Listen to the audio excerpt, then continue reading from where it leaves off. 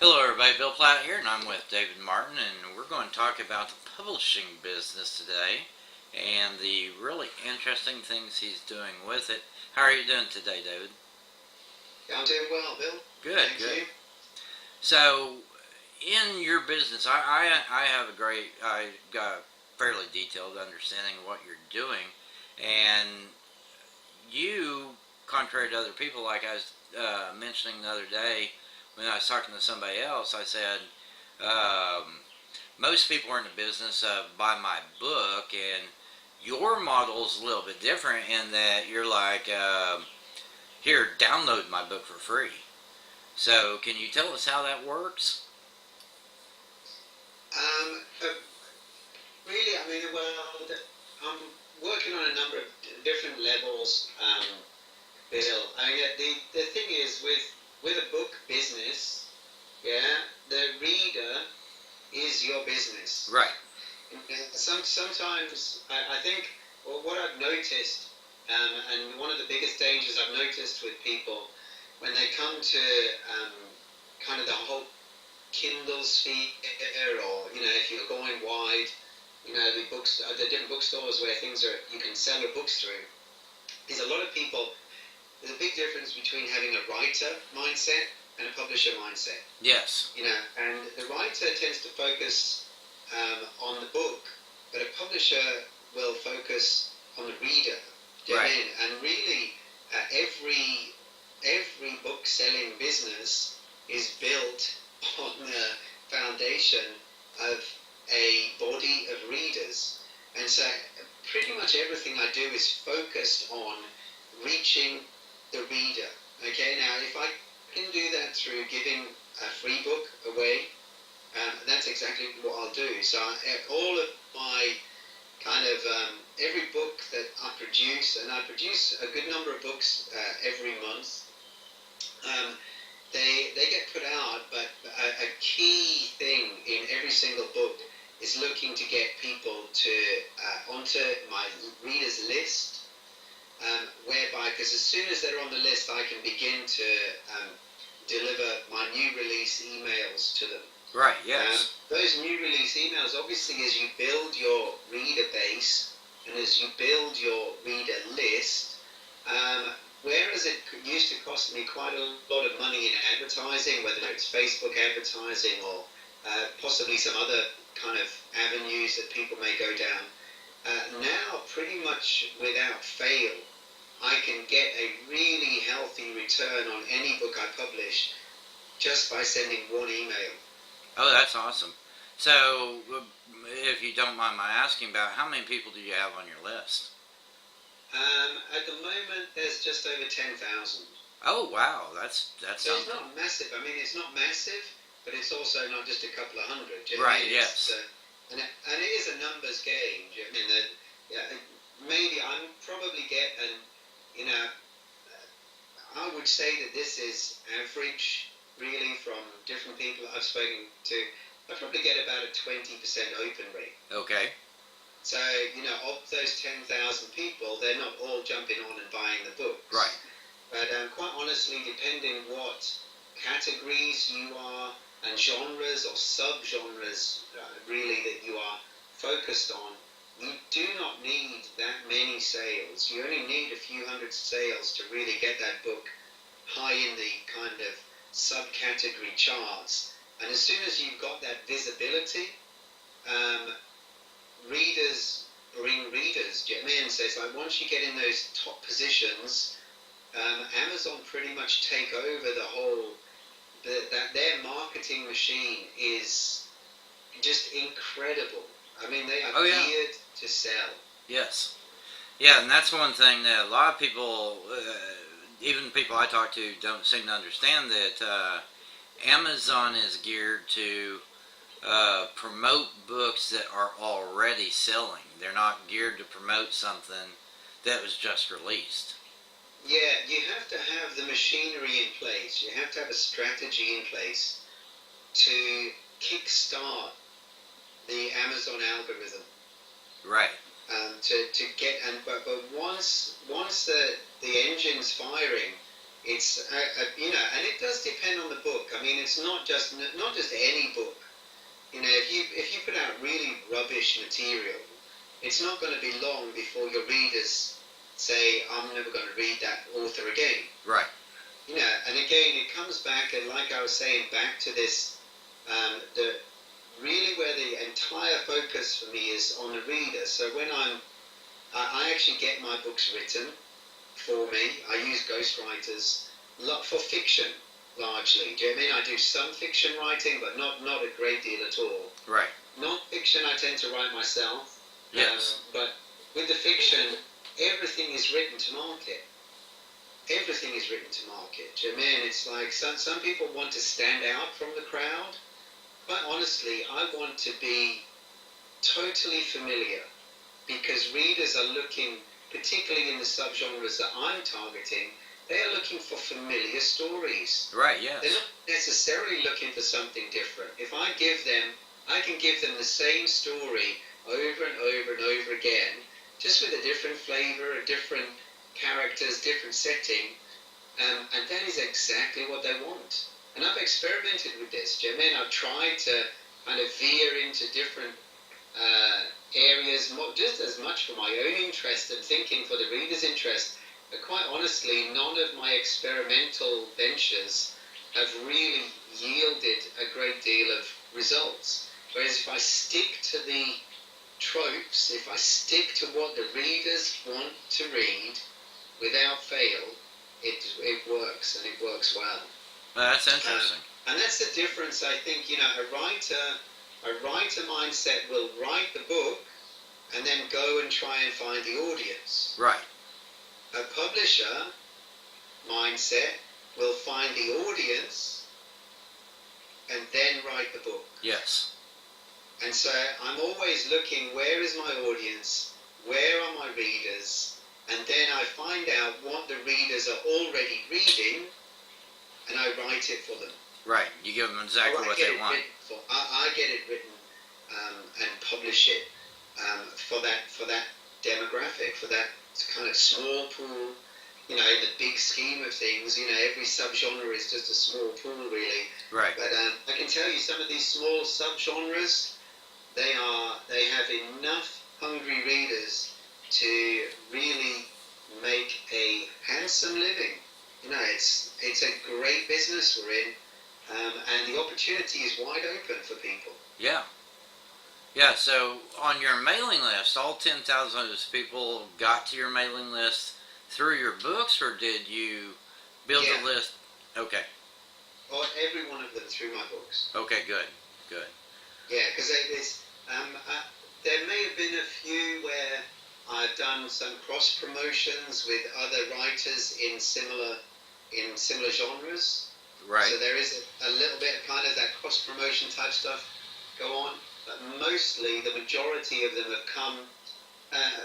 Essentially, either they will have downloaded a book that I had on promotion through Amazon, right, or they will have purchased one of my books.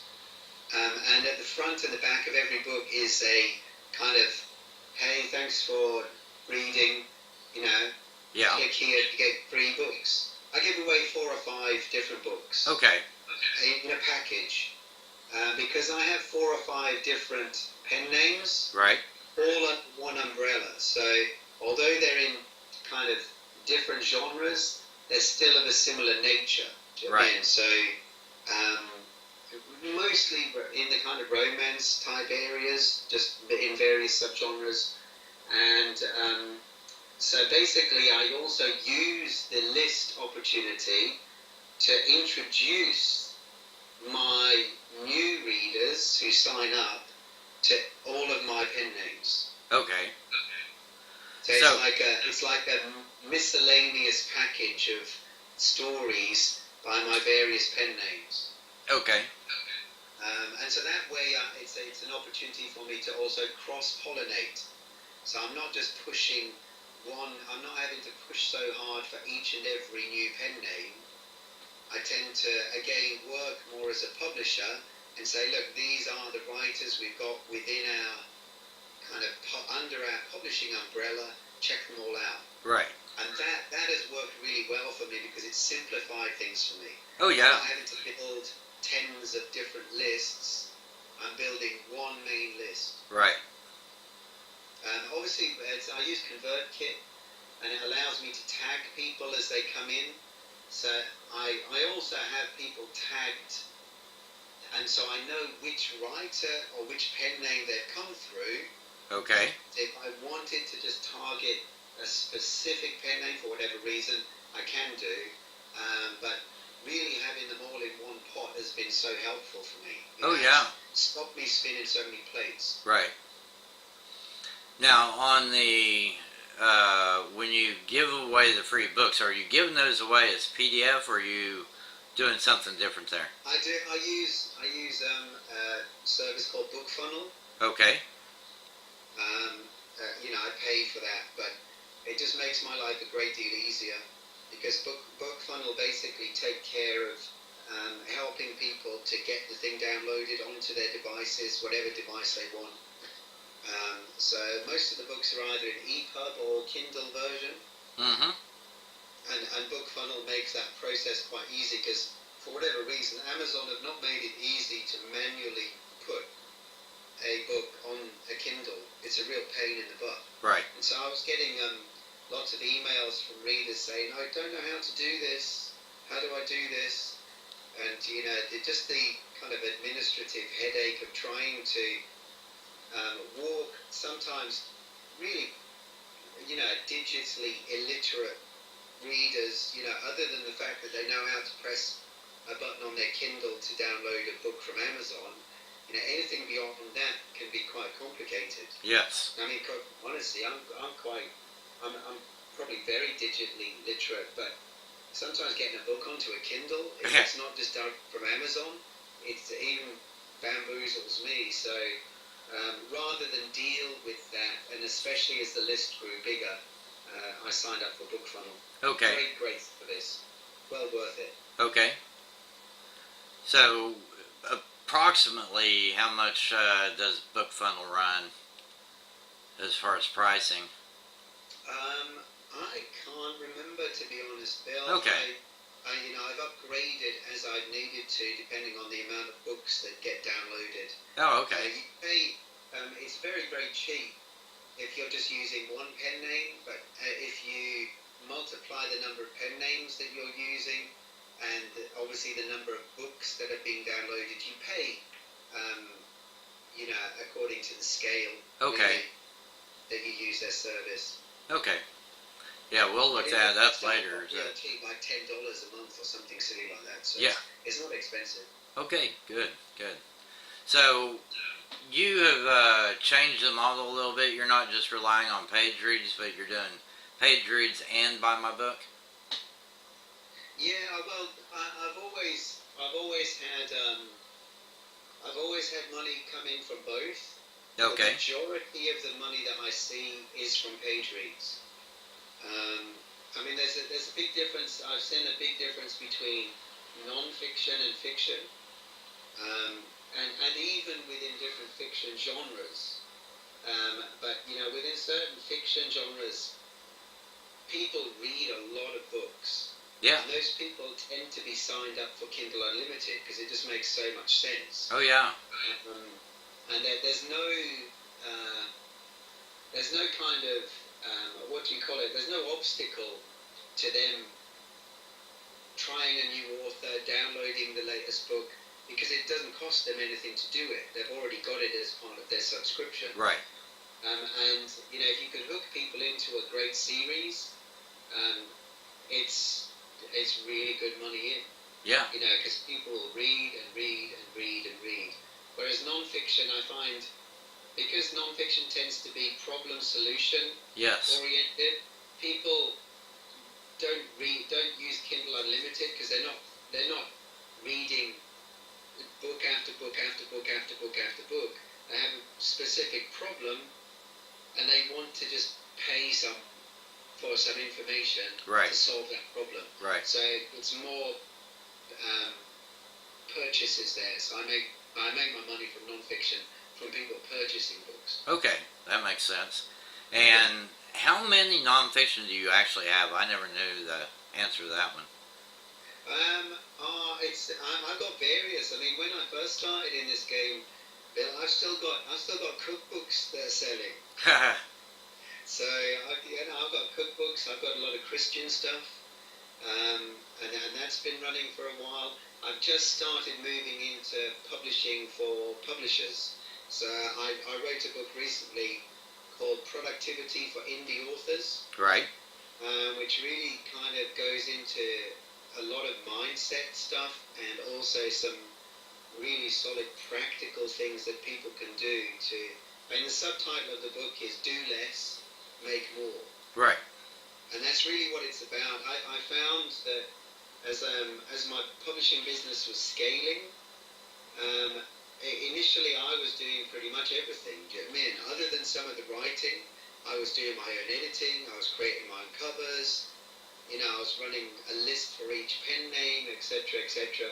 And it just became like, man, this is supposed to be financial freedom, but I'm basically just working for myself, Right. as opposed to working for someone else. Yes. Whereas I wanted a business that works for me, not one that I work for. Right. I don't want to work for my business. I want my business to work for me. Yes. And so I began to shift the way I did things and really, really critically look at every aspect of what I was doing. And I really, there are three main things that I do now. And this is how I come at every aspect. And if I kind of had more of a clue when I started, I would have built things a little differently from the outset. But I always look first to eliminate. What can I eliminate from this process that's not going to deplete the quality, but it's going to make it quicker, easier, cheaper, whatever it may be? If I can't eliminate something, I look at how I can automate. How can I utilize technology to automate this process? Right. So I take myself out of the picture. So either I want to completely eliminate something so I don't have to do it at all. If I can't do that, I want to automate it so it gets done, but it gets done in my absence or with as little input from me as possible. And then lastly, if I can't automate something or I can only partly automate something, the third thing is to delegate. Right. And that's really where the outsourcing comes in. So everything from the books being written through to the book being edited, the book cover, the formatting of the book, the uploading of the book to their KDP dashboard, filling in all of the fields, even posting the new release onto Facebook, getting the email set up ready for me to press send.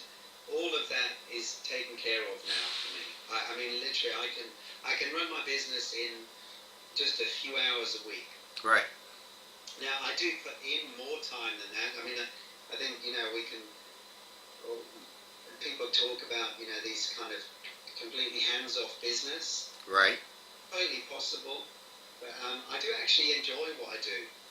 Yeah. I like my business. It's still my baby. It's still my, I mean, I've got some big bills that I have to pay.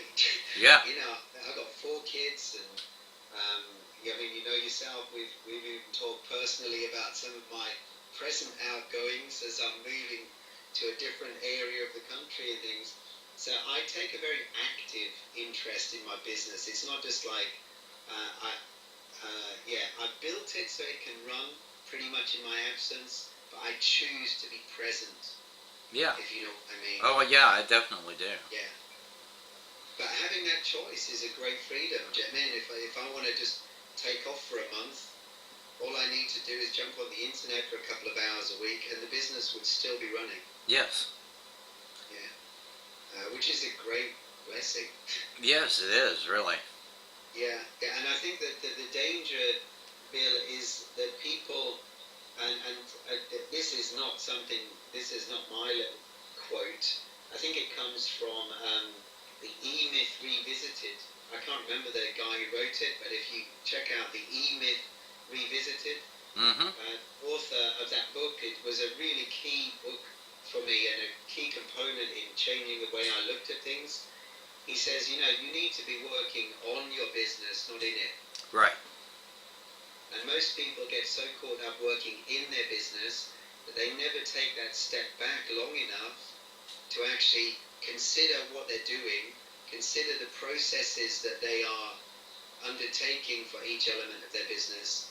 And when I did that, I began to work on the business, which in some ways took away from, for a season, took away from my production level. Mm-hmm. And maybe even saw my income drop because I wasn't able to produce so much, because it actually sometimes takes more to train someone else to do what you do. Yes. Rather than just doing it yourself. But the payoff of actually stepping back and saying, I'm going to work on this business, not in it, for a season, is incredibly, it's just so liberating. Once you begin to let go of some things, once you begin to look at how can I get someone else to do this, how can I get technology to do this, or how can I eliminate things that really are not adding to the bottom line here? Right. And so, yeah, it's an enviable position that I find myself in now. But as with any entrepreneur, overnight success is usually preceded by many sleepless nights. Yes. So I've got my stripes. Do you know what I mean? It's not. This has not been an overnight thing. It's not been a, follow my system and you'll be a millionaire tomorrow thing. None of that. You know what I mean? There's been a slog. There's been a lot to learn. There's been a lot of hard work. But anyone who's listening, I just want to encourage you. Stick with it. Do you know what I mean? This thing does work if you learn to work it well. Right. Yeah, the one thing that I did, I had that problem too back in the 2000s. I was inside my business. I was doing my business. And my dad got sick with cancer, and I decided to take some time off to kind of help him. And when I did, my business crashed around me. And so I made that transition in 2010 from being in my business to running a business. Yeah. Very different mindset. Very different mindset. And it certainly has helped me because, and even from a writer's perspective, for any writers who are listening, it's actually the purpose of working on the business was to create a business that works for me, so I have much more free time and much greater liberty to write. Yes. I don't consider the writing part of things, not the stuff that I write myself. I don't consider that my business. That's what I do. That's what I enjoy. Yeah, that's free time. I'm not. It's like saying, the idea of a business that I can run in 2 hours a week, I can do that. But quite honestly, it's not so I can sit on an island somewhere. Right. I actually like what I do. I enjoy what I do. I love sharing information. I love creating products. I like to be producing. But being in a position where you can choose to produce, where you can, you're not always thinking, oh man, I've got to make some money. Right. Because actually business is now doing that for me. Yes. The system that I've created is doing that for me, which really liberates me to wake up in the morning and think, well, what do I want to do today? Yes. And the answer to that can be, well, I want to spend the whole day writing this new book I've got an idea for, or it can be, I want to spend the day down at the beach with my kids. Yeah. And so, it's made a huge difference, really, stepping out of the business in order that the business can just provide for me. Okay. Now, with the system that you use, I know in the early stages you did a lot of the stuff like the editing and the book cover and all that, and you slowly came away from that where you're outsourcing that work too. But are you still there to like pass off, doing the passing off of the idea to the writer and then receiving it back and sending it to the editor, or do you have another layer? I do still act as the kind of administrative middleman. Yes. Okay. I know I've not got a massive team. I've got maybe 3 or 4 writers working for me at the presently. I've got a guy who does book covers for me. I tend to get book covers done in chunks. Right. So I'll get a bunch of stories done. I'll get them edited, and then I will touch base with the guy I'm working with to create me covers, and I'll say, look, I've got 25 covers I want you to create. Right. Because I'm ahead of myself. Yes. I've got books in the bag ready to be published for several months to come. Right. So I'm never in a rush. About how much do you pay your guy for his book covers? About $15 to $20 a cover. Okay. Now, do you It's still? not a lot, but again, I work very much with him on this in the sense that because I work with series. Right. Often covers are very, very similar. Yes. So we'll work on a series look. So maybe the first cover will take a bit of toing and froing before we get it right. But once the first cover in a series is done, generally the ones that follow, so let's say it's a 10-book series, the other 9-book covers can be knocked out real quick. Right. So it works out okay for him too. Do you know what I mean?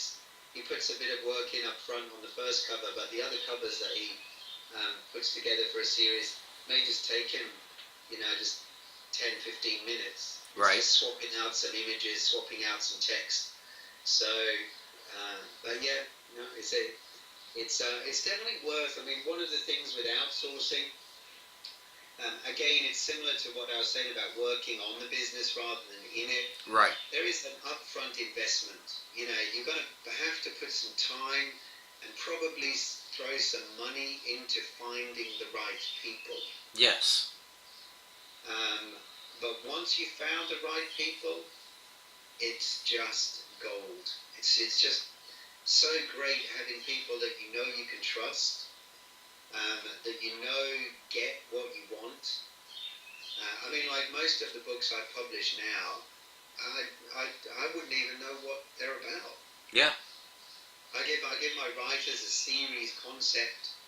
I come up with an idea for a series, Mm-hmm. and just say, look, I've got an idea for a series. I want it to be an 8-book series. This is the concept. Can you just put together some plots for me? And then I'll, check off those plots to say, yeah, great, sounds great, go for it. And then that's my writers, for the next few months, they'll just work on that series. Okay. And then, like I say, with the book covers, I'll then, speak to the guy who does the cover and say, look, this is the series name. These are the ideas for each of the books, the titles for each of the books. Can you just knock out 8 covers for me? Okay. So yeah. So do you still hire all your people from? It's not a completely hands off. I think in order to do that, I would need to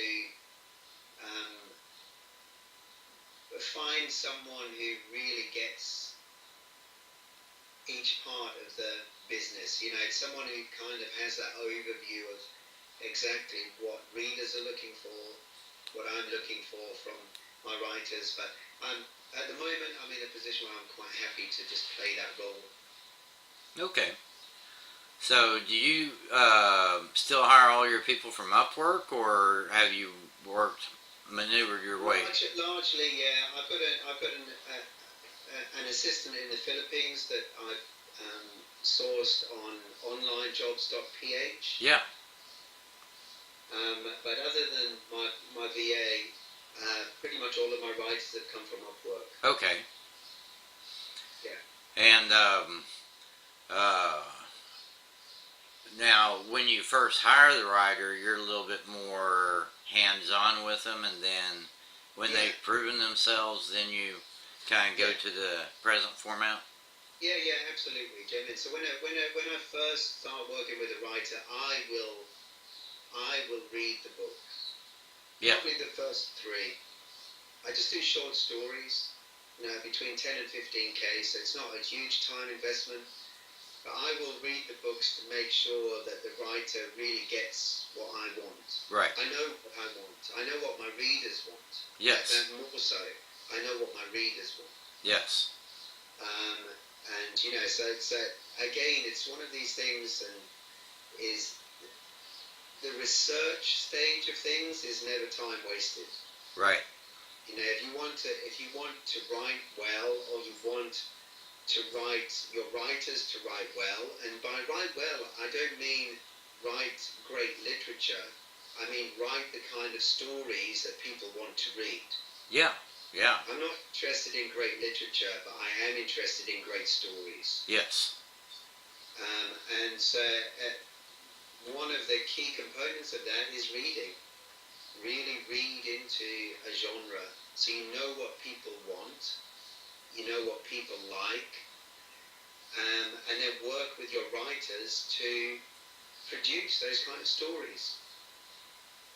So I'll work very carefully and very closely for the first 3 or 4 books, after which I will then pretty much take my hand off that once I've developed trust, and I know that they understand what I want. And I also have editors, so I hand the book to an editor. Again, I used to edit myself, but I hand the book to an editor now, and the editors also understand what I'm looking for. Right. So I've kind of primed my editors. Look, if you see anything in these books that you think might not quite be written to market, might not hit the right target, let me know. Okay. So, I do, it's not like I'm just throwing anything out there completely blind.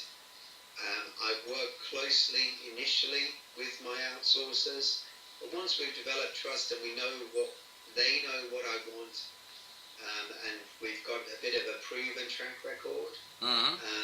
I still have my editor who's a bit of a gatekeeper. Yeah. So yes, yeah. Very rarely do I. There have been a couple of occasions where I may have published something that didn't quite sit right with my readers, but most of the time the system kind of makes sure that doesn't happen. Right. So the the next question I was going to ask is about series. Do you write exclusively in series? No. Sometimes I write, particularly if I'm just dipping my toe into a new genre. I'll do standalones, and often what I'll do is I will have. See, there's a big difference between a series and a serial, and I've tried both. A serial basically is the same story, same characters, carrying through numerous books. Right. Often with cliffhangers or unfinished elements, from book to book. Whereas for me, a series works best. So each book is a standalone story. Right. But there's either a connection, location-wise, character-wise, or even just concept-wise. Right. So, it might be, these are all summer stories set in the summertime, or these are all, like Christmas is a great example. Yes. I always do a Christmas series. Okay. And they're all Christmas stories, but they're all standalones. Right. Yeah. But the great thing with the series is if you can hook people in at the outset, you can guarantee kind of sales right down through the entire series. Right. I put a series out recently that I had sitting on the shelf for a while. I put it out recently, and literally the books were down in the 500s on the Amazon ranking, right down in the 500s. Right. From one email. But that was largely due to the fact that the series was selling itself. Okay. So on uh, like with your series and such, do you ever do like print books with any of these, or is everything digital? All of the books, pretty much all of my books, get a print counterpart. Okay. Yeah. And even Although, the short ones. I'll be honest with you, Bill. The print sales are negligible. Right. Right. I kind of expected so. Yeah, and then they're just short stories as well. I guess if I were doing full-length novels, maybe people would be more willing to shell out and get the print version. But most of my money is made through Kindle Unlimited right now. Okay. So I saw some. I'm a big fan of.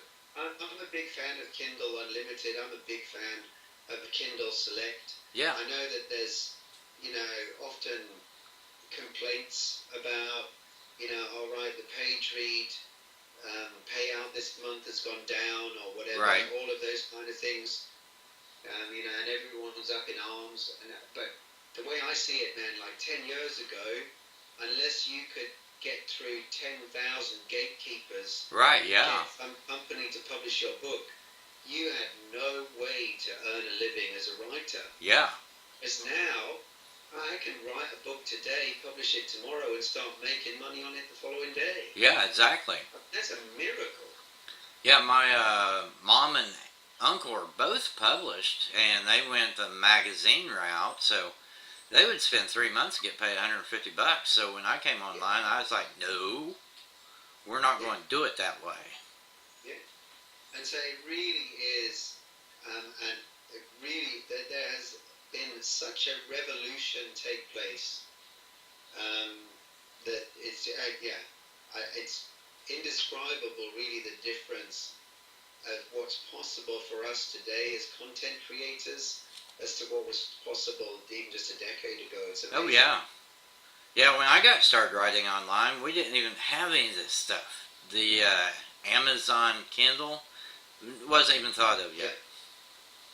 Yeah. I remember when I really first started, I started right after PayPal did. If it wasn't for PayPal, I would have never made any money. Wow. Yeah. Wow, so you're old school, man. Yeah. I'm a late comer. I'm the new kid on the block, I think. I certainly wish that I'd had more of a clue and more insights back in the day. But you know what? There's a saying, I think, the best time to plant a tree Yeah. was 10 years ago. Yeah. The second best time is now. Now, yeah. Sometimes, people think that, oh man, I missed the boat, or, if only I'd started publishing to Kindle, 6-7 years ago or whatever. Yeah. But I can testify, particularly these past 2 years,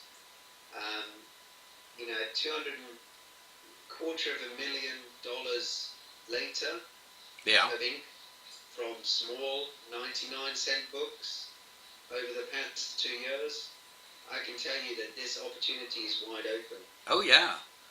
Yeah. It's not too late in the day to really, just get in. It's an amazing opportunity Yes. for content creators, for creative people like us. Right. Yeah. Who, don't quite fit the normal, regular shapes that society wants to kind of put you in. Right. I never was quite fitted.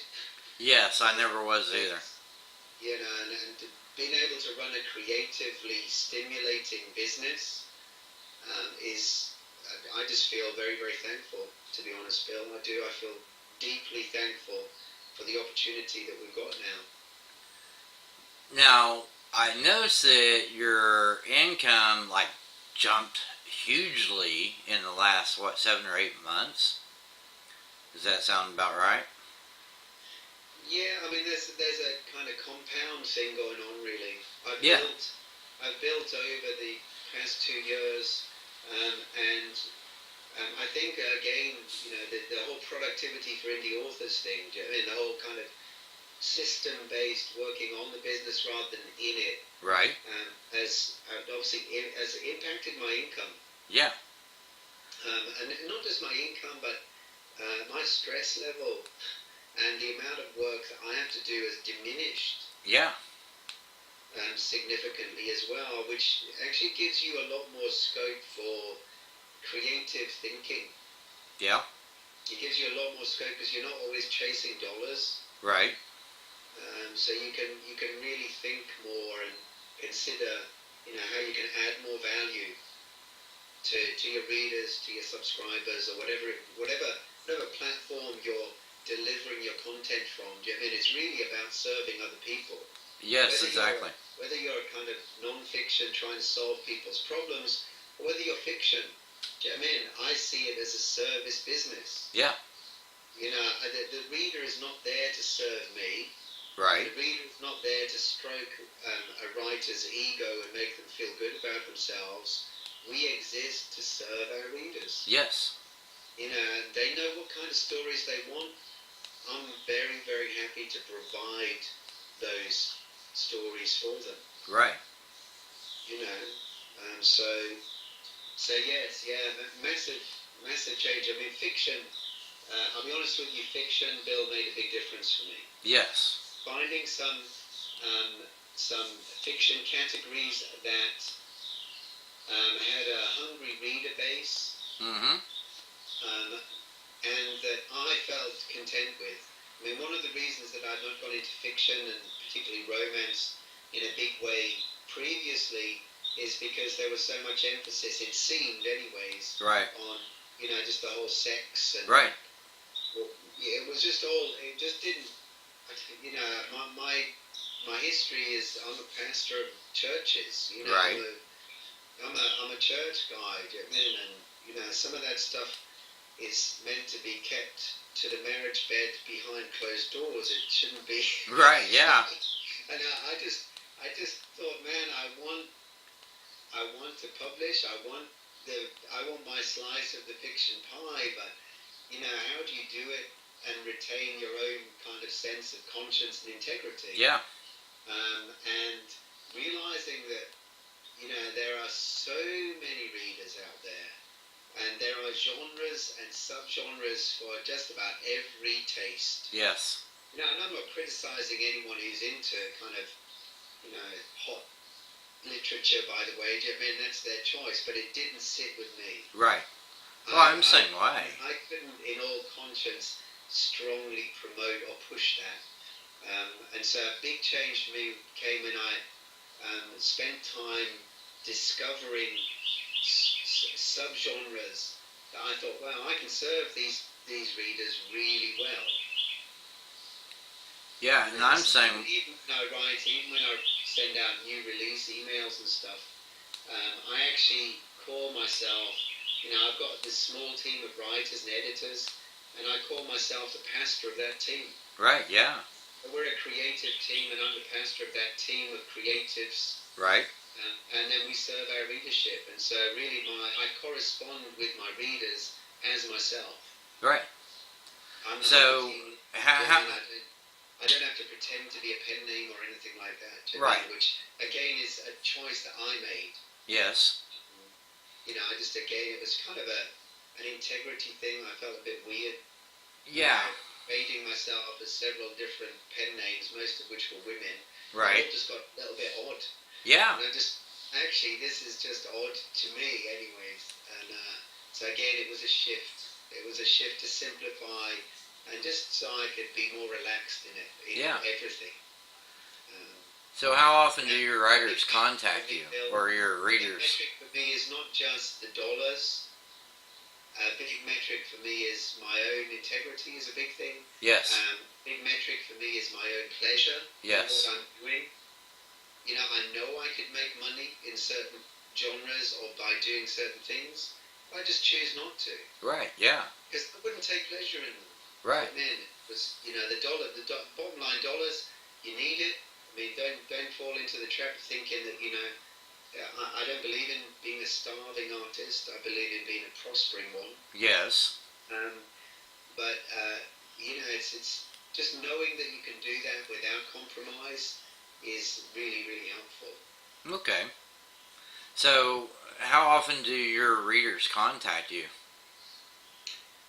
I get several emails every week. Okay. Yeah, mostly they're just ringing. They're mostly just email, just to say, oh wow, we love your books, or thanks for this story, or when's the next book coming out? Yeah. So it's simple things, and I'll correspond with them. Like I said, I'll just always make sure that I reply. Yeah. Yeah, that's important, taking care of your readers and such. Yeah, but it's not a huge burden. I mean, it's not like I've got um, and yeah, I guess I've got quite a small pool, but it's surprising what a small pool of readers can provide. I mean, if you keep giving them what they want. Right. So, over the last couple of years, now, I know that you made that shift when you got into the fiction. You started making some serious moolah with the publishing. Do your nonfiction titles still sell, or? Yeah, I'm still making money with them, not to the same degree. Okay. And then I've not really properly put a system in place.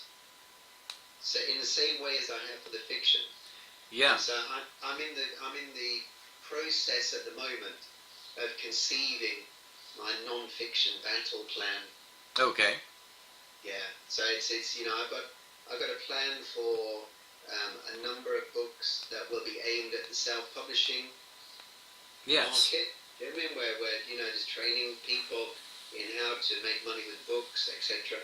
And also a plan underway for my Christian non-fiction. Okay. Christian training and things like that. Yeah. So yeah, all of that's kind of bubbling away in the background as we speak. Okay, and are you going to outsource a lot of that, or do all of that writing yourself? Those will largely be written myself. Okay. Although certainly with the publishing side of things, I'm looking to partner with a number of people where I have limited expertise. Do you know what I mean? And I see or know other people who can much better serve my audience. I'll look to partner with them to provide the kind of material that I know that my audience would want. Okay. Yeah, so it's there'll be quite a lot of partnership go on, I think. Yeah. Okay. I'm always looking, Bill. I'm always looking for a win-win. Oh yeah. Yeah, it's important for me that whatever I do is I have whoever I'm working with, whether it be the end reader, or whether it be where I produce products that I've worked with affiliates. And Bill, I know that you've been one of them. We've kind of partnered as affiliates on me promoting some of your stuff, that's things that I use personally, like the fiction plots and stuff like Right. that. And then you've promoted a number of things that I've done. Where at the outset, I'm always thinking, well, how can we make this a win-win for everyone? Yes. How can we provide a great product for our customers, but also how can we make sure that everyone who's involved in the process of reaching the customer, putting this material in their hand, how can they come away, with a great benefit? Right. Having done so. Yeah, one of the things I find that's absolutely essential even in my business is the integrity part, which you allude to. Yeah. Doing what you're, it's not just doing what you're comfortable, but doing what you believe to be right. Yeah. And I'll be honest with you, Bill, there have probably been times in the past where I've looked and I've thought, oh wow, there's a market. Yeah.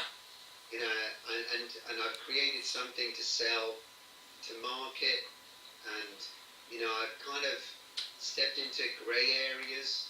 Yeah. Not legally or anything like Right, that. yeah. I mean, I really hope no one misunderstands what I'm saying, but where I've done something just because I've seen money. Yeah. And there are times I think where there's nothing necessarily wrong with that, but it's not really a sustainable business model. Right. That's not, you can't, well, I couldn't. I mean, I Well, say we to you, can't. anyone, but I couldn't sustain that, because I mean, like the Bible says, no, the issues of life flow from the heart. Right. And I'm building a life. I'm Yeah. not just building a business. Right. I'm interested in building a life, and so in that, it's if something's not flowing from my heart, I find that I run out of juice very quickly. Yes. It's like climbing in the car. You've got your destination, but if your kind of tank is not full, you get halfway there and the car just comes to a halt. Right. And I found the same in business ideas or pursuits. Is if the juice isn't in the engine, if it's really not in your heart, it's very easy to get halfway to the destination and just run out of juice and think, I just don't have it in me to promote this or to encourage others to promote it, because I don't believe in it. Right. So yeah, really building from your values, I think, is totally key to establishing a long-term, prosperous model that you can be proud of. Yes. Where you want to say, wow, look at this. This is my business. I've helped to build this. And I'm proud of what I put out there. I really am. I love the books that I produce. I love the writers that I work with. I love my readers. I enjoy, both on the non-fiction side of things, maybe a lot of people hearing this may have read some of the... Hey, David, hang on. David, hang on. Market. I'm going to put you on pause real quick. Okay, we'll go ahead and get back into it. I apologize for the train. It's just circumstances right now. I live too close to the train tracks. So as you were saying, David, I didn't mean to interrupt you. Yeah, no, it's all right. I was just saying about how important it is really to build from a value-based build. Yes. I mean, and like that, really looking long-term. I think there's a danger sometimes, particularly in the whole internet marketing sphere and digital content marketing sphere, that a lot of things are sold as a quick solution. Yes. But we're building a business. This is a real business. Right. This is a sustainable business that can pay for your kids' college fees, can buy new houses, can upgrade that car, or whatever it is, can give to charity, or whatever else, whatever's in your heart to do. Right. But like I was saying, it's really because we're in this for the long play. Having it in your heart, to me, is very important. Yes. Just chasing the latest shiny object and trying to kind of make a quick buck, that might work for some people, but it soon gets tired. Yes, it wears you out when you're chasing something that really doesn't strengthen your heart. Yeah. So, and I feel very proud of the stuff that I put out. Really, I'm careful about what I promote. I'm careful about what I produce. I'm careful about what I publish, because you can't buy a reputation. Right. Yeah. You can earn it or you can destroy it. Yeah, and it's a lot easier to destroy than it is to earn. Yes. You can do everything right and then do one thing wrong, and your reputation is gone. So it's just like really being very, very careful and diligent. I mean, not being swept away or swept into compromise. Right. We want to remain integrous in all that we do. Yes. Really important, I think. Yes. Yeah. Okay. Well, I'd like to thank you for joining us today, David. I very much enjoyed it. Yeah, it's a total pleasure, Bill. It really is. It really is. Is there anything that you would like to leave extra for the people listening today? I think the most important thing that they can do is go to Amazon and search for productivity for indie authors. Buy it. No, no. If I could leave them with anything, Bill, it would just be like, really, like I say, this has not been an overnight thing for me, and I know how sometimes difficult and discouraging the entrepreneurial journey can be, and how lonely it can be Yes. at times.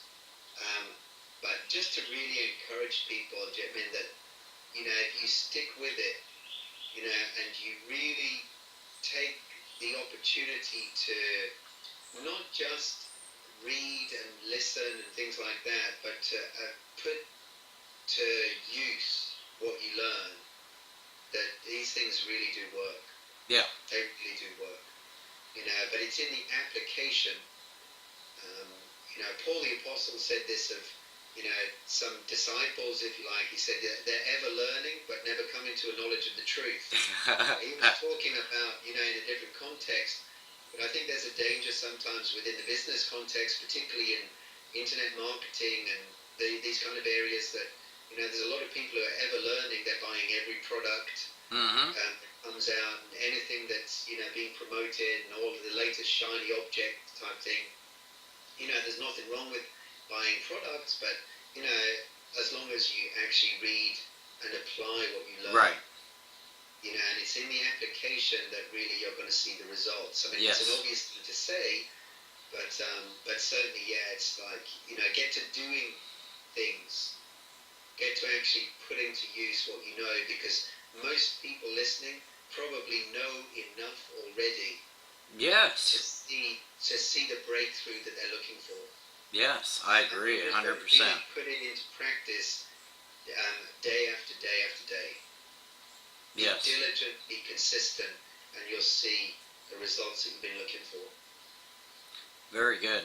Very good.